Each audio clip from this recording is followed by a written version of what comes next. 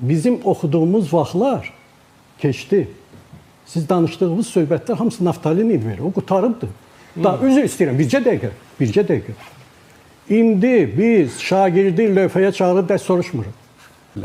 Əgər uşaq ibtidai sinif şagirdi repetitor yanına gedirsə, deməli müəllim o şagirdlə düzgün işləməyib. Və tamaşaçımız soruşur ki, mən studiyadakı qonaqlardan xahiş edirəm ki, bu şəklə baxıb izah eləsinlər ki, bu xəritədə nə çatışmır. Bir balaca imkan varsa yaxınlaşdıra da bilər Azərbaycan xəritəsini. Biraz böyütmə imkanımız var mı şəkli? Neçənci sinifdir?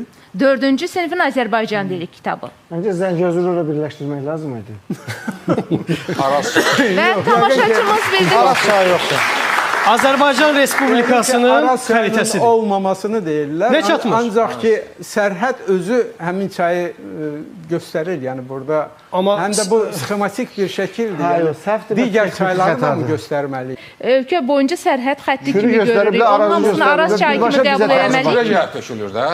Bəlkə də dərsliyi yazır. Burada yanlışdır. Bu xətadır. Bu texniki xətadır. Niyə quruyub Araz çayı?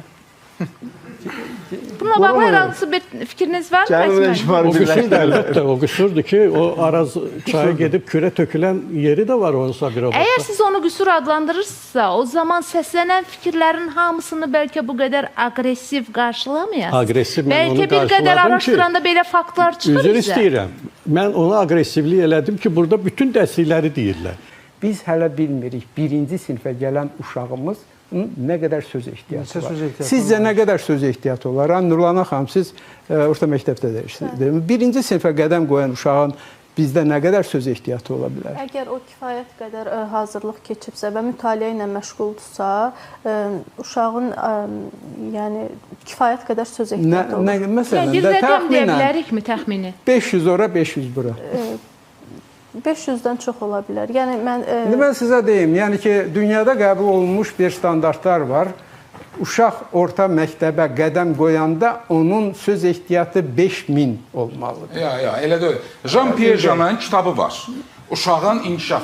2 yaşında uşaq, daha yaşlarla hesablayırdı. O 6 aylıqlarla hesablayır. 500-dən söz bilir.